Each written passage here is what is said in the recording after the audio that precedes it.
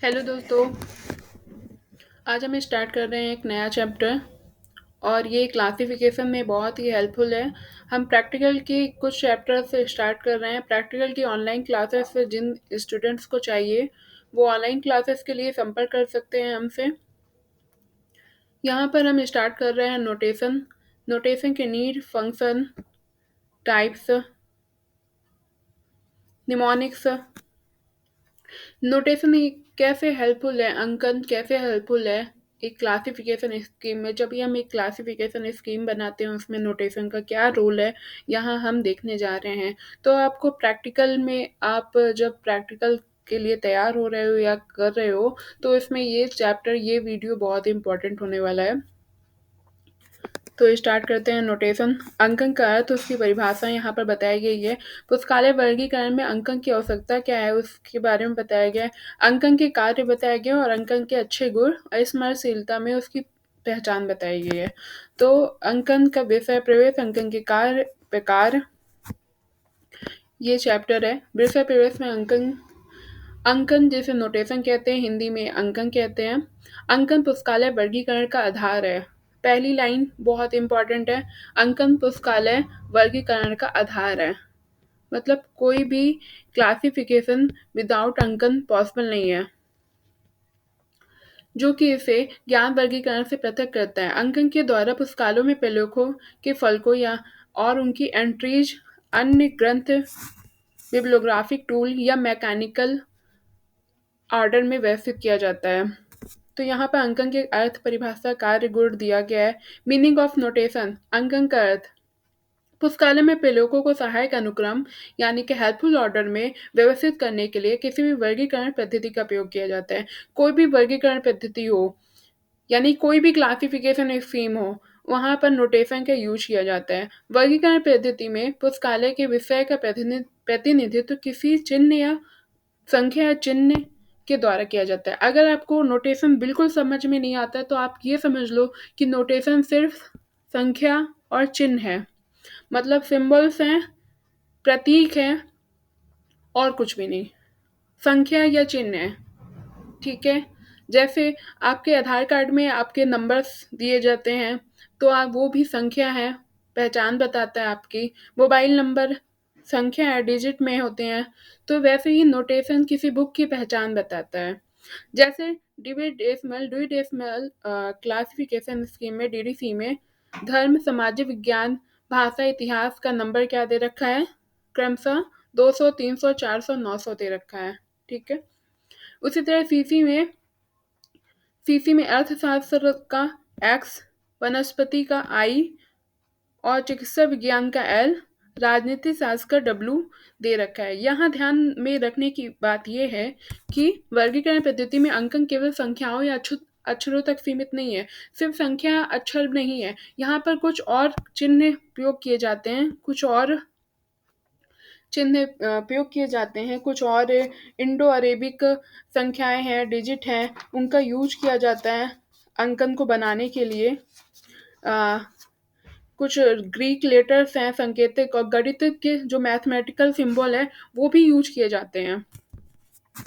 अंकन एक कृत्रिम भाषा है। देखो, भाषा दो प्रकार की होती है। भाषा कितने प्रकार की होती है? दो प्रकार की। अगर भाषा को देखा जाए, एक प्राकृतिक भाषा होती है जिसे नेचुरल लैंग्वेज कहते हैं, और एक कृत्रिम भाषा होती है जो आर्टिफिशियल लैंग्वेज होती है।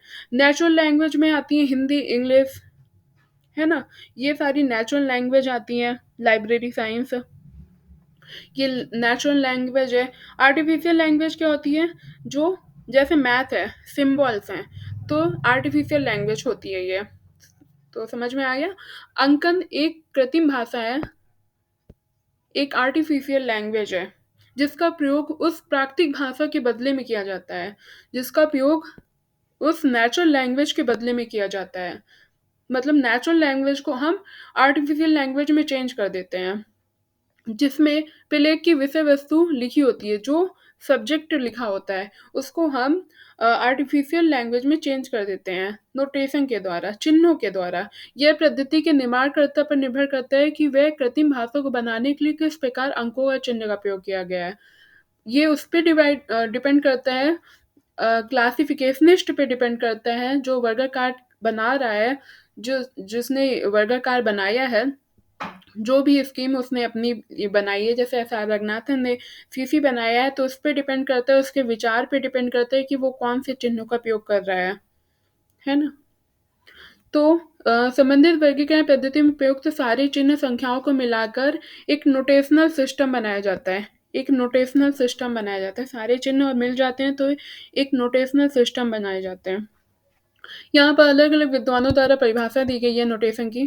फेयर्स, CW फेयर्स, जो रंगनाथन के गुरु कहलाए जाते हैं, उन्होंने ये परिभाषा दी है, किसी वर्गीकरण पद्धति के पदों को सूचित करने के लिए प्रयोग में लाई गई प्रतीकों या संकेतों चिन्हों की श्रृंखला को अंकन कहते हैं, जो अपनी क्रम व्यवस्था के द्वारा वर्गीकरण की व्यवस्था को प्रदर्शित करता है। सेल्स ने ये परिभाषा दी, कोई भी परिभाषा देख सकते हो आप, समझ में आनी चाहिए।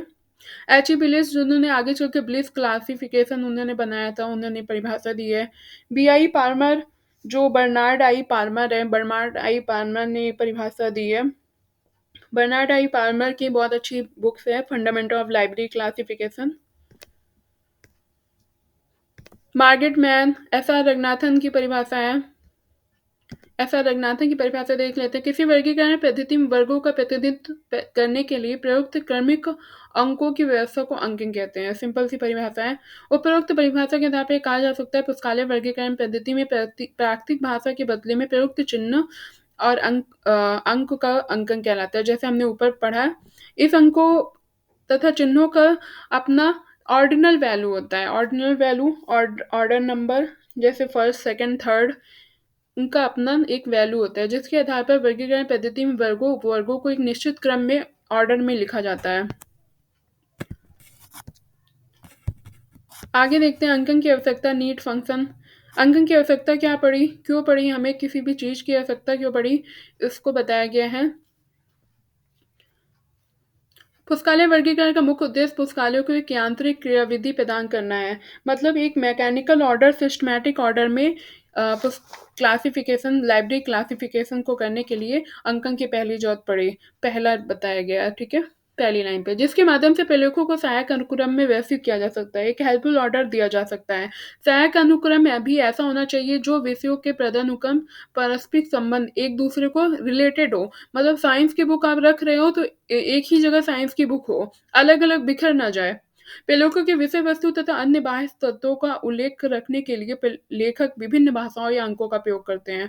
कई कई अलग अलग भाषाएं प्रयोग करते हैं, अंक का प्रयोग करते हैं, जिसके आधार पर विषय से संबंधित सभी प्रलेख ना तो एक साथ व्यवस्थित किए जा सकते हैं और ना ही विषयों के पारस्परिक संबंधों को प्रदर्शित किया जा सकता है। इसमें कहा गया अगर हम नोटेशन के यूज ना करें तो वो बिखर से जाएंगे। अगर हम सिंबल के रूप में उन्हें प्रतीक चिन्ह के रूप में ना दें तो बिखर जाएंगे। बिखर कैसे जाएंगे हम आगे देखेंगे। अनहेल्पफुल ऑफ अल्फाबेटिकल में देखेंगे कि कैसे वो बिखर जाएंगे। देखो यहाँ पर उन्होंने बताया है कि अगर हम नोटेशन के यूज ना करें और बुक्स को उनके सब्जेक्ट के अकॉर्डिंग रखें तो कैसे रखेंगे। ये वर्गानुक्रम में, मतलब अल्फ़ाबेटिकल ऑर्डर पे, यहाँ पर पहले में बताया गया है अल्फ़ाबेटिकल ऑर्डर पे अगर रखते हैं ए बी सी डी, है ना, डिक्शनरी के अकॉर्डिंग पहले ए आएगा तो एग्रीकल्चर, फिर बायोलॉजी, बॉटनी, केमिस्ट्री, इकोनॉमिक्स। अगर हम क्लासिफिकेशनिस्ट ऑर्डर पे रखते हैं क्लासिफिकेशन के अकॉर्डिंग, तो पहले हमने फिजिक्स को नंबर दे दिया, नोटेशन दे दिया सी, इंजीनियर को नंबर नोटेशन दे दिया डी, केमिस्ट्री को दे दिया ई, और बायोलॉजी को दे दिया जी, जियोलॉजी को एच। तो इससे क्या हुआ कि जो साइंस के सब्जेक्ट हैं वो एक साथ आ रहे हैं, है ना। और इसमें साइंस के सब्जेक्ट एक साथ नहीं आ रहे हैं, एग्रीकल्चर आ रहा है, फिर बायोलॉजी आ रहा है, फिर बॉटनी आ रहा है, फिर केमिस्ट्री आ रहा है, फिजिक्स का पता नहीं, ऐसे आ रहा है। इसमें क्या हो रहा है, जब हम क्लासिफिकेशन के अकॉर्डिंग करते हैं, जब नोटेशन के अकॉर्डिंग करते हैं, तो सी फिजिक्स आया, फिर इंजीनियरिंग आया, फिजिक्स से रिलेटेड है इंजीनियरिंग, तो फिर ई केमिस्ट्री आया, साइंस का है, और जी बायोलॉजी का, साइंस आया, एक साथ सारी बुक्स को अरेंज हो गया। तो नोटेशन इसलिए हेल्पफुल है अरेंजमेंट के लिए। आगे भी दिया हुआ है एजुकेशन, अगर हम डिक्शनरी के अकॉर्डिंग रखते हैं, एजुकेशन आया ई से, फिर ई से इंजीनियरिंग आ रहा है, एफ, ई के बाद एफ आता है तो फाइन आर्ट, जी, एच, एल, एम, मतलब अलग-अलग फिज़िक्स ल ला के लास्ट में आ रहा है। जबकि यहाँ पर साइंस में फिज़िक्स पहले आ गया था, वर्गानुक्रम में फिज़िक्स पहले आ गया था। अगर वर्गानुक्रम से फीफी के सिक्स एडिशन के अकॉर्डिंग ये डिवाइड किया गया, मेन क्लास है फीफी के सिक्स एडिशन की, जो हम प्रैक्टिकल में बहुत अच्छे से देखेंगे मेन क्लास। तो यहाँ हम देखते हैं कि वर्णानुक्रम सहायक क्रम नहीं है, ठीक है? क्योंकि इसमें परस्पर संबंधित एग्रीकल्चर और बॉटनी एक दूसरे से अलग हो जाते हैं। एग्रीकल्चर और बॉटनी एक दूसरे से अलग हो जाते हैं। जबकि वर्गानुक्रम द्वारा परस्पर संबंधित विषय एक दूसरे को से सहायक अनुक्रम यानी हेल्पफुल ऑर्डर में एक ऑर्डर के फॉर्म पे व्यवस्थित हैं। ना देखे थे ना हम सी डी ई जी एच, सी में फिजिक्स, डी में इंजीनियरिंग, सॉरी डी में इंजीनियरिंग, ई में केमिस्ट्री और जी में बायोलॉजी, एच में जियोलॉजी, ऐसे। Effect of change in name सब सब्जेक्ट, कभी कभी ऐसा होता है कि कभी सब्जेक्ट के नेम चेंज होते रहते हैं, जगह के नेम चेंज होते रहते हैं, स्थानों के नेम चेंज होते रहते हैं। फिजिक्स का नाम क्या कर दिया गया है, नेचुरल फिलॉसफी कर दिया गया है। अगर हम इसे नोटेशन के द्वारा अगर व्यक्त करें तो इसे तुरंत ही चेंज कर देंगे। अगर डिक्शनरी के फॉर्म पे करेंगे तो हमें फिजिक्स के बाद पी से फिर एन में लिखना होगा, ऐसे दिक्कत आएगी। नोटेशन के फॉर्म पे करेंगे तो ईजी हो जाएगा, क्योंकि ऑलरेडी हम सिर्फ उसका नंबर बस चेंज करना है ना? Effect of synonyms and alphabetical sequence है। इफेक्ट ऑफ सिनोनिम्स में बताया गया है कि इसमें अवॉइड सिनोनिम्स क्लास नंबर बताते समय सिनोनिम्स अवॉइड कर सकते हो। जैसे जो ये सिनोनिम्स आ रहा है, पर्यायवाची शब्दों के उपयोग के कारण व्याकरण में विषयों के विस्थापन सहायक अनुक्रम में नहीं हो पाता है। एकॉस्टिक, उदाहरण के तौर पे एकॉस्टिक और साउंड दोनों वर्ड है, सेम है, फिजिक्स के हैं, पर उन्हें अलग-अलग रखा जाता है अगर डिक्शनरी के अकॉर्डिंग डालते हो तो। और कुछ बताया गया है, फ्यूज जैसे कटआउट है, ग्रेट ब्रिटेन को यूके भी कहते हैं, विटामिन सी को सेलिन भी कहते हैं।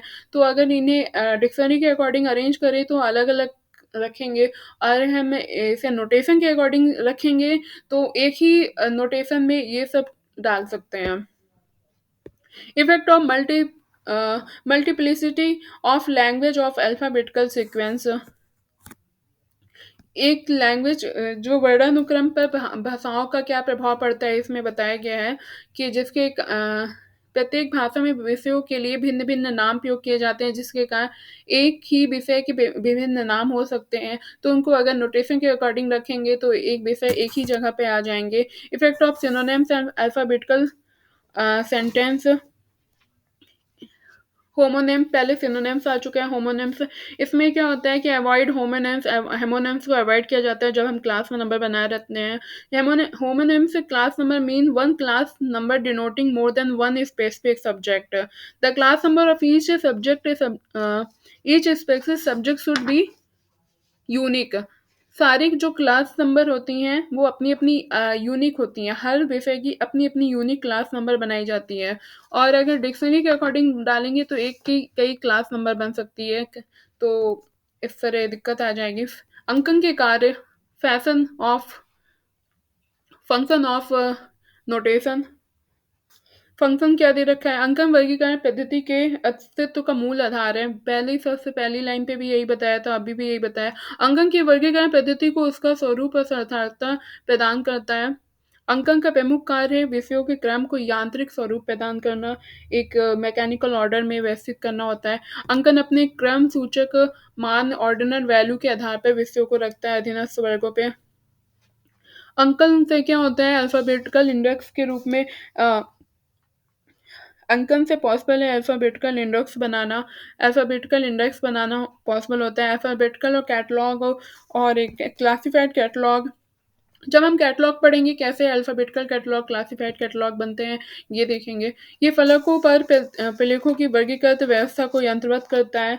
मैकेनिकल ऑर्डर पे it automates the classified arrangement of document on a panels. अंकन वर्गीकरण पद्धति की अनुसूचियों के निर्माण उनके भौतिक स्वरूप में अत्यधिक मित्रता प्रदान करता है। इससे शेड्यूल बनाना बहुत ईज़ी हो जाता है, जो नंबर प्रोवाइड किए जाते हैं इसमें, उससे शेड्यूल्स बनाना ईज़ी हो जाता है। निमोनिक्स अंकन अपने इस स्मृति सहायक निमोनिक्स गुण के कारण पुस्तकालयाध्यक्ष को वर्ग और उसके विभाजन के अनुक्रम को याद करने के लिए ईज़ी हो जाता है, क्योंकि अंकन में जो भी चिन्ह यूज़ किए जाते हैं, कोशिश किया जाता है कि संक्षिप्त से संक्षिप्त और ब्रेविटी हो उनमें, कि लाइब्रेरी का जो स्टाफ हो उसे याद कर सके। और जो इम्पोर्टेंट बुक होती हैं उनको याद बार-बार उसे देना होता है, जो भी माँग रहा है रीडर्स या यूज़र, तो उनको देना होता है, इस वजह से वो इम्पोर्टेंट बुक्स तो के कॉल नंबर है, जो क्लास नंबर है, वो याद हो जाते हैं, जो नंबर प्रोवाइड बनाए जाते हैं। यह पुस्तक संग्रह कक्षों का मार्गदर्शन करने में सहायक होता है। ये सबसे बड़ा इम्पोर्टेंट पॉइंट है, क्योंकि मार्गदर्शन में हेल्प करता है, क्योंकि जब लाइब्रेरी बहुत बड़ी होगी, हमें किस विभाग में जाना है, फिज़िक्स का डिपार्टमेंट कहाँ है, साइंस का, बायोलॉजी का डिपार्टमेंट कहाँ है, इसमें यहाँ पर प्रतीक चिन्ह बनाए दिए जाते हैं। फिज़िक्स का, इंजीनियरिंग का डी डी डिपार्टमेंट है, इंजीनियरिंग को डिनोट कर रहा होता है अगर वहाँ कॉलन चल रही होती है। तो प्रतीक चिन्हों के द्वारा उन्हें पता चल जाता है कहाँ पर कौन-सी बुक्स रखी हुई है। आगम निगम प्रक्रिया को सुचारू रूप से संचालित करने के लिए स्मूथ ऑपरेशन हो जाता है यहाँ पर लाइब्रेरी का। लेखन सेवा की गति प्रदान करने के लिए एक स्पीड आ जाती है लाइब्रेरी में, क्योंकि एक सिंबल के द्वारा अब हम पूरी लाइब्रेरी को संचालित कर रहे हैं। बुक्स को उसके नाम के द्वारा नहीं माँगा जा रहा है, सिर्फ़ सिंबल के द्वारा। तो इसमें स्मूथनेस आ जाती है, स्पीड आ जाती है लाइब्रेरी की सर्विस में। पुस्तकालय के विभिन्न आँकड़े रिकॉर्ड तैयार करना, पुस्तकालय में जो आँकड़े और रिकॉर्ड तैयार किए जाते हैं, जो भी डेटा और वेरियस डेटा और रिकॉर्ड्स तैयार किए जाते हैं, वो नोटेशन की हेल्प से किए जाते हैं। अंकन का प्रयोग ग्रंथ अंकन का कहाँ नोटेशन का क्या यूज़ किया जाता है? नोटेशन के use of notation on spine of spine of book ग्रंथ की पीठ पे, मुख्य पृष्ठ के पश्च भाग में, back of front page and level पे किया जाता है।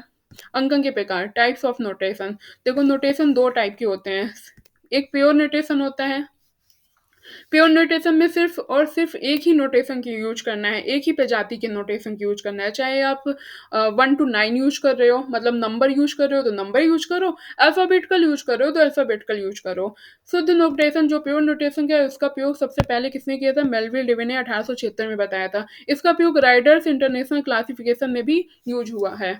दो ये जो क्लासिफिकेशन स्कीम है, मेलविल डेवे 1876 में डेवे डेसिमल क्लासिफिकेशन बनाया था जिन्होंने, उसमें अपनी प्योर नोटेशन का यूज़ किया है, जो हमारे सिलेबस में भी है, जिसका हम प्रैक्टिकल भी पढ़ते हैं और उसकी क्लास भी स्टार्ट हो गई है। अगर आपको ऑनलाइन क्लास लेनी है तो आप नंबर पे कॉन्टैक्ट कर सकते हैं।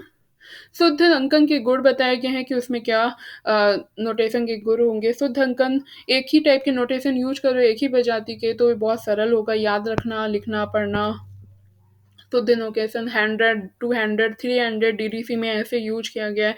इसके द्वारा निर्मित वर्ग संख्याओं का क्रम निश्चित करना आसान हो जाता है। और डीमेरिट्स आप पढ़िएगा। मिश्रित नोटेशन मिक्स्ड नोटेशन क्या होता है कि जिस वर्गीकरण पद्धति में कई टाइप के प्रजाति के सिंबल्स यूज किए जाते हैं, अंक भी यूज कर रहे हैं, प्रतीक भी, चिन्ह भी यूज कर रहे हैं, तो ये मिश्रित हो जाते हैं। ठीक है, वर्गीकरण में मिश्रित अंकन के प्रथम समर्थक कौन थे? जो सबसे पहले दिए थे समर्थक ईसी रिचार्डसन थे। ईसी रिचार्डसन ने मिश्रित अंकन का प्रतिपादन कर इसकी उपयोगिता बताते हुए कहा था, प्रत्येक वर्गीकरण पद्धति को कभी न कभी मिश्रित अंकन का प्रयोग करना ही पड़ता है। ब्लिस भी इसके समर्थक हुए हैं और सेयर्स ने भी वर्गीकरण के उपसूत्रों में एक शुद्ध अंकन का उपसूत्र भी प्रतिपादित किया है। मतलब सेयर्स ने अपने जो कैनन दिए हैं उनमें एक कैनन उन्होंने दिया है नोटेशन का। और रंगनाथन की जो कॉलम क्लासिफिकेशन कब आई थी? 1933 में आई थी। लाइब्रेरी ऑफ कांग्रेस क्लासिफिकेशन 1904 में आई थी। ब्राउन की सब्जेक्ट क्लासिफिकेशन 1906 में आई थी। ब्लिस की क्लासिफिकेशन 1935 में आई थी। ये सभी क्लासिफिकेशन स्कीम में प्योर नोटेशन की जगह मिक्स्ड नोटेशन का प्रयोग किया गया है। मिक्स्ड नोटेशन की विशेषताएं दी हुई हैं और डिमेरिट्स भी दिए गए हैं। मिक्स्ड नोटेशन कैसे होते हैं हम इसमें देख लेते हैं। जैसे ये कुछ मिक्स्ड नोटेशन के एग्जांपल दे रखे हैं। 1 to 9 Indo Arabic numerals use करना है। 1 to 9 या 0 Roman capital letter A to Z, Roman small letter A to Z, Greek letter है जो इसे भी यूज कर सकते हैं, इतने सारे से इंडायरेक्ट डिजिट्स यूज कर सकते हैं, मैथमेटिकल सिंबल्स यूज कर सकते हैं, इसमें इक्वल टू भी हो सकता है, ठीक है, स्लैश भी हो सकता है। तो ये था आपका नोटेशन का चैप्टर। आपको वीडियो कैसी लगी हो आप मुझे कमेंट करके बताइएगा, और ऑनलाइन क्लास जिसे लेनी हो प्रैक्टिकल की वो मुझसे कॉन्टेक्ट कर सकता है। Thank you for watching video.